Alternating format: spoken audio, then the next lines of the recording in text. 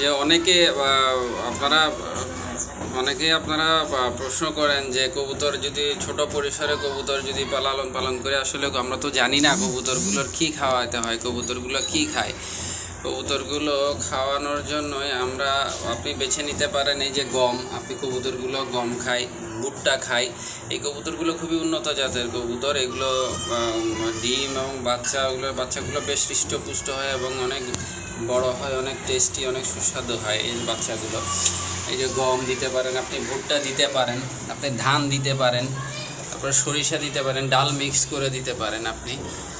এই যে ভুট্টা, এখানে গম দেখেন আমরা মিক্স করে দিই, ডাল।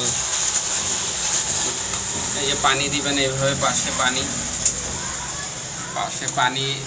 দিবেন। পানি দিলে আপনার পানি দেওয়ার জন্য এভাবে করে রাখবেন, ওরা পানি খাবে এখান থেকে। এই যে ভুট্টা, গম, ডাল, তারপরে ধান, এই জাতীয় খাবারগুলো সচরাচর এরা বেশি খায়।